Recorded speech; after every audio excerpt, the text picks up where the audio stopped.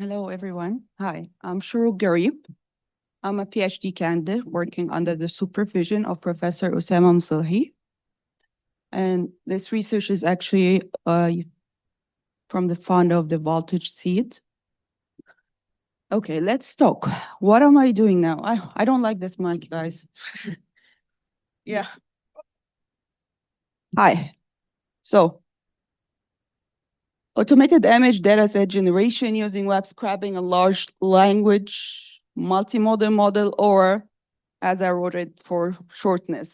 Why am I doing that? I am actually part of my research is to, or like my research is about the reuse of structured steel components. So we're talking end of life. We want to look at it visually, but the real problem is we don't really have enough image data sets. We all know that. So from there, let's see this.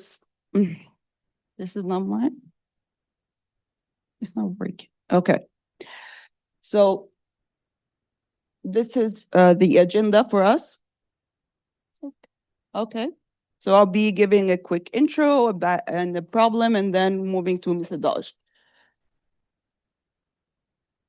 I don't know. Sorry. Okay. So the construction industry is actually moving towards more digitalization, and AI has been going on for some time, but yet it is very short, it's very low.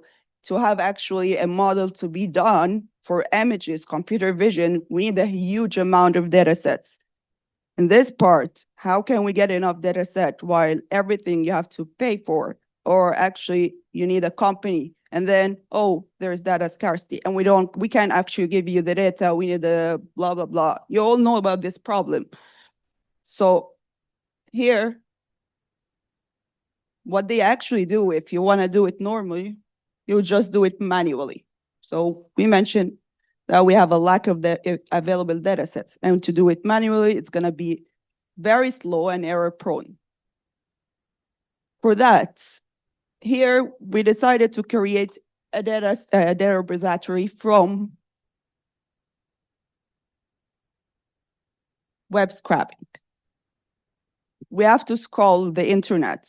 We look for them. We have a lot of thousands of images over the internet. You can find its quality. You can find all the description of it or not. No, we can't actually. We can just download images without any data. It's empty. Thousands without knowing what we can do. From there, we want to know the description. So we're going to use the large language models to have a full description. You have only to identify what is your question, your query, have a very good one, try with several one of them, and then you have a full description of your image. And from there, we keep on doing like the loop going, and then we're going to have our structured data set. Moving forward from there, how did we do that? So we figured out, like, we tried to find as much as we can from websites. We have a list of them. And from there, we do the URL extraction, download images. The normal is like we're always trying to handle errors while we're coding and to download the images in its specific file.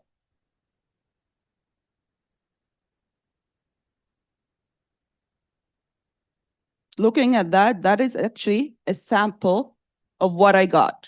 That is the actual folder for me, actually. And so this is the folder.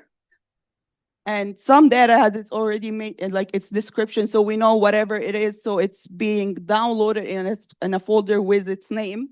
If not, it has to be in the random general folder. Once we do that, we want to know now. Well, let's look quickly about like this is the pseudocode for the algorithm. So we first get our library. So we're using beautiful SOAP, request, OS, RE, and random. We have to mimic first the website, act like we are there, we are the same to try to download it. And then we have the base file that we're going to download all the images in. From there, we start moving. And another part really important that we actually assign number of pages for that website. So we say, let's send, for instance, 100 pages. And then we add a URL, like a stopping criteria for that, so it doesn't give an error if that website only has 20 pages, for instance, and start downloading everything. Once this is done, we try to now describe our images. So we start moving part by part. So the scrapped image, we need to get its descriptive data generation. So we use the Gemini Vision API. This is, yes, you have to pay, unfortunately, but not as much as you actually want to get whole data sets from different websites actually paid for. So this actually gives you a full description. And the idea was that we have every image with its code, you describe what is it, and from there, it's not enough. We have it in CSV file. So we're gonna need to know if those images actually has any structure C components or not. So we started having some keywords. You play around also with keywords to make sure that as much as it can to find them. And from there, is there like whatever, a structural, like a steel beam?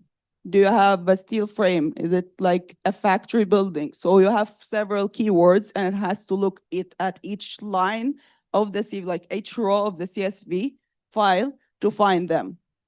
And from there, once we identified those, we say, what are those keywords? You get them out and you ask it, the code, to actually now divide them over the right folders based on each category you already did. So we already have a bunch of images and we started now distributing them ready for the next step to actually train them.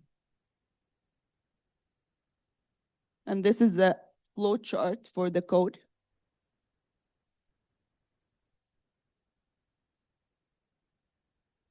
The results actually were really good, though surprising.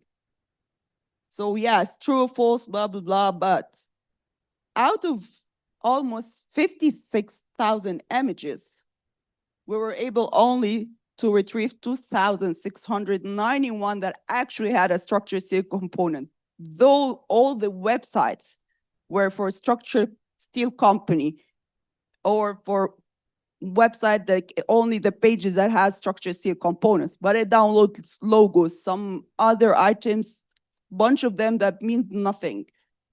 And some actually, that's why in the code, actually, in the previous step, we have to check first if there is an image or not. Maybe it's not really an image here. Like we patch it and then we say to check if there's more images and what is it? You start, some of them actually got an error, nothing. They can't even describe it. So this is our results. Out of that, we had to check the accuracy, which is still a problem. I think, I'm not sure if anyone would help actually to let me know how to do that. I did it manually. Out of the 2,600 images, I had to get 5% random ones through the CSV file and find where they are and then check whether the description was right or not, whether it's actually this component or not. And we got that accuracy of 94.8%, which was not bad. But I think this really needs to be known. How can we actually validate a description by a large language model? Like it's very, I think I didn't know, but so far I don't know how to do it automatically, so be honest. And the speed was pretty good, actually, 1.33 images per second, and the time 11 hours 42 minutes for 56,000 images. I don't think that was bad at all. So to conclude, so we almost automated except for the validation. So we automated a pipeline that supports progress monitoring and circular economy. Again, because I'm targeting reuse of structured steel components, this is a very small part out of it, but it's a very important part because even if we try to find structured steel data, it's always about the defect problems in it, not about the structure as a new one.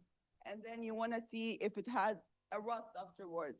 What is the problem after? You don't have a data set for the actual structure as it is. They look for defects only. Yeah, it's not working. Oh, it's working again. Okay, sorry. Yeah.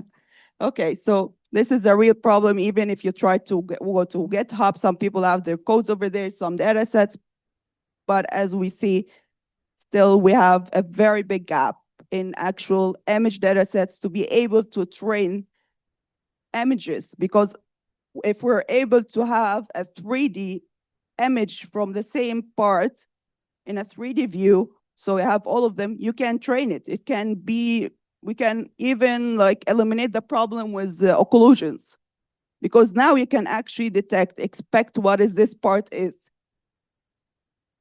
while still having a big problem in that. Thank you so much.